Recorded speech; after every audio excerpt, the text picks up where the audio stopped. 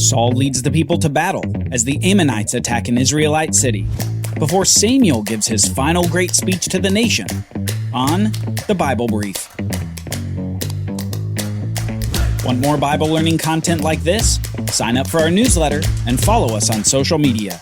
Links are in the show notes to this episode.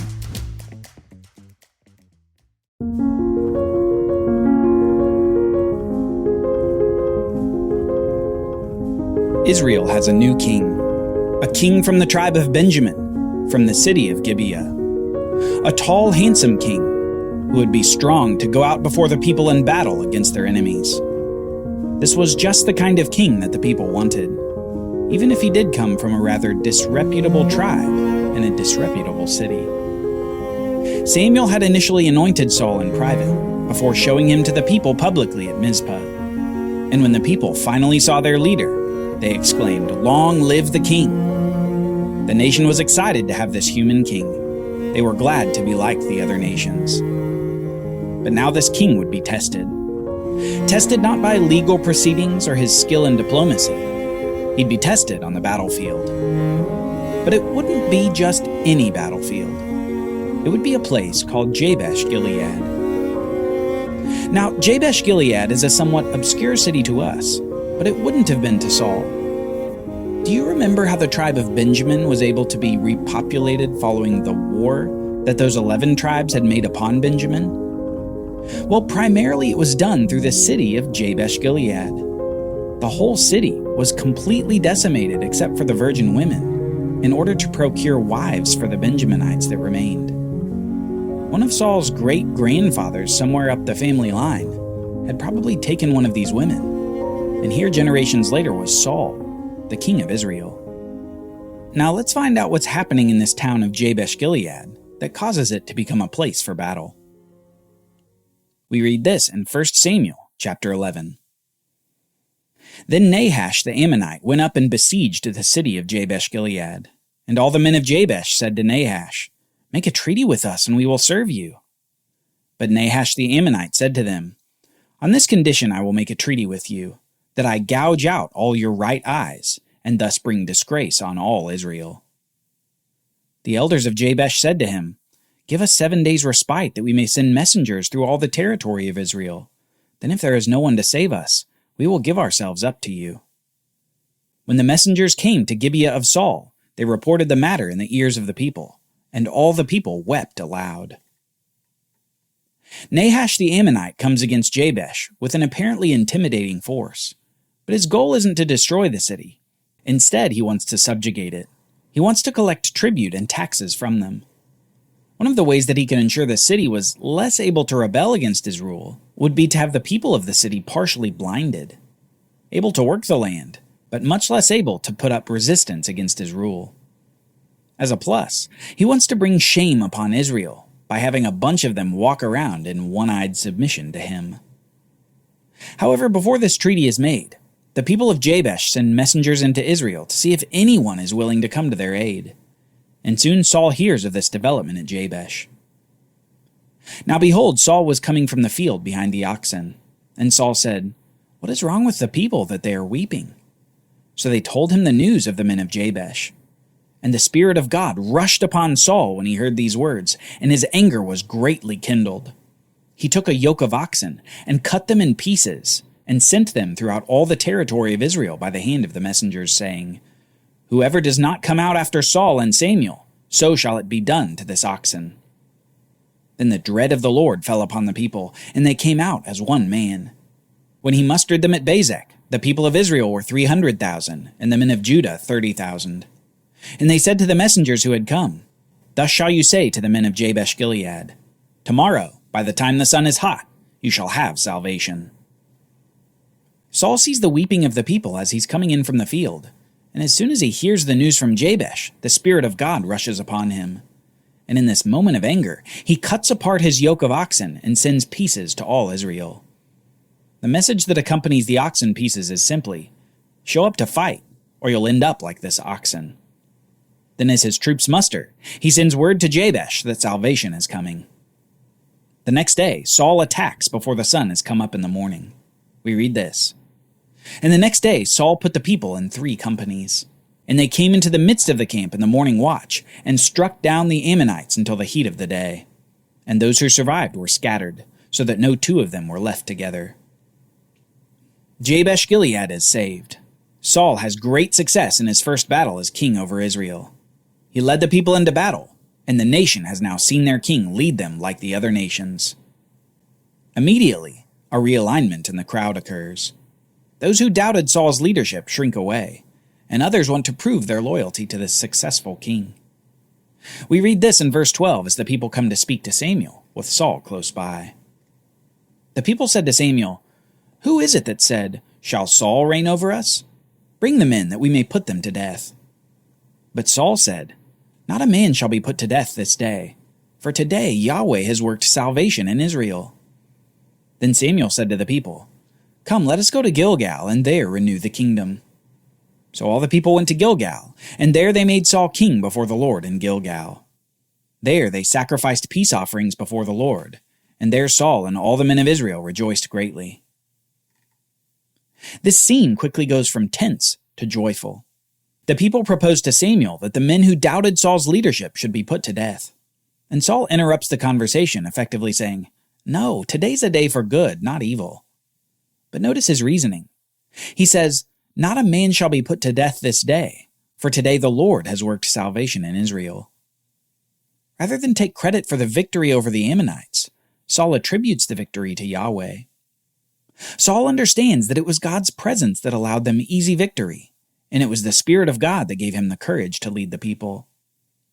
It appears that this king may have what it takes to be a godly leader. Samuel then leads the people in a renewal of the kingdom, essentially giving a fresh start to the kingship of Saul, so that no one will resist his rule any longer. And the people end the joyous event, sacrificing peace offerings to Yahweh. Soon, however, the people and the king are delivered a stern warning by Samuel in his final major speech to the nation. As you can imagine, this warning sounds a lot like the speeches of Moses and Samuel, but now it's colored by this new monarch, a king that was demanded by the people of Israel. We read this in 1 Samuel chapter 12. "And Samuel said to all Israel, 'Behold, I have obeyed your voice in all that you have said to me, and have made a king over you. And now behold, the king walks before you, and I am old and gray, and behold, my sons are with you. I have walked before you from my youth until this day. Here I am. Testify against me before the Lord and before his anointed king. Whose ox have I taken? Or whose donkey have I taken? Or whom have I defrauded? Whom have I oppressed? Or from whose hand have I taken a bribe to blind my eyes with it? Testify against me, and I will restore it to you.' The people said, 'You have not defrauded us or oppressed us or taken anything from any man's hand.' And he said to them, 'Yahweh is witness against you, and his anointed king is witness this day, that you have not found anything in my hand.' And they said, 'He is witness.'" The first thing Samuel does before the people is defend his integrity.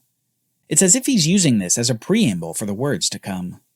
In a way, he's saying, "You've seen my life, you know I'm honest, and now I'm going to tell you a hard truth." Then Samuel begins a review of the nation's history so far. He explains that Yahweh himself appointed Moses and Aaron to save the people out of Egypt and to bring them to the promised land of Canaan. Further, when the people rebelled against God and served the Baals, God raised up judges to save them from their enemies. But when Samuel comes to the current generation, he rebukes them for turning their back on Yahweh, their king, asking instead for a king like the other nations.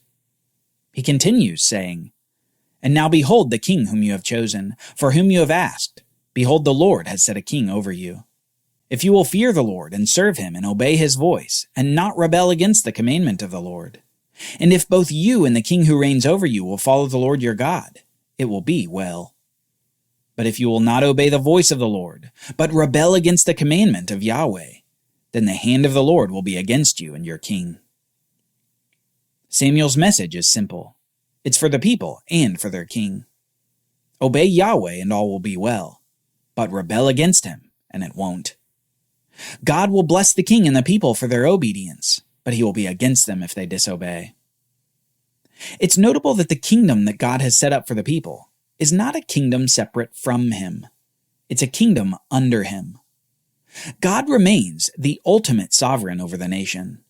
He's just allowed the people to also have a human king. Obedience to Yahweh is required, as it has been from the beginning. The king is merely an additional place in the leadership structure for the nation. Samuel then emphasizes the wickedness of the people in asking for a king like the other nations. He says this, "Now therefore, stand still and see this great thing that the Lord will do before your eyes. Is it not wheat harvest today? I will call upon the Lord that he may send thunder and rain. And you shall know and see that your wickedness is great, which you have done in the sight of the Lord, in asking for yourselves a king." So Samuel called upon the Lord, and Yahweh sent thunder and rain that day, and all the people greatly feared the Lord and Samuel. And all the people said to Samuel, "Pray for your servants to the Lord your God, that we may not die, for we have added to all our sins this evil to ask for ourselves a king." And Samuel said to the people, "Do not be afraid. You have done all this evil. Yet do not turn aside from following the Lord, but serve the Lord with all your heart. And do not turn aside after empty things that cannot profit or deliver, for they are empty. For Yahweh will not forsake his people, for his great name's sake, because it has pleased the Lord to make you a people for himself. Moreover, as for me, far be it from me that I should sin against the Lord by ceasing to pray for you, and I will instruct you in the good and the right way." The joy from the battle has turned into an ominous tone. Samuel isn't celebrating with the people any longer. He's warning them and rebuking them on behalf of Yahweh. While the Lord may have delivered a victory to the people at Jabesh, it doesn't mean that he was pleased with their request to have a king go before them like the other nations. Yahweh confirms Samuel's rebuke through an unseasonal thunder and rainfall. Now, despite some encouragement about the Lord's character and Samuel's continued prayers for the people, the speech concludes with a warning that would echo for generations of future Israelites and kings. A warning that no one wants to come to pass. Samuel finishes his speech saying, "Only fear the Lord and serve him faithfully with all your heart. For consider what great things he has done for you. But if you still do wickedly, you shall be swept away, both you and your king." Saul and the people have been warned. The great prophet Samuel has given them a stern rebuke, and the Lord has confirmed it in thunder. The first king of Israel, Saul, passed his first test at Jabesh. But his more difficult test would not be external, it would be internal. Could he fight his own impulses as king? Could he fight through fear of leading his people?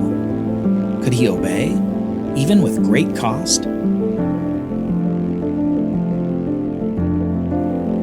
Join us next time as we see Saul's next battle against Israel's perennial enemy.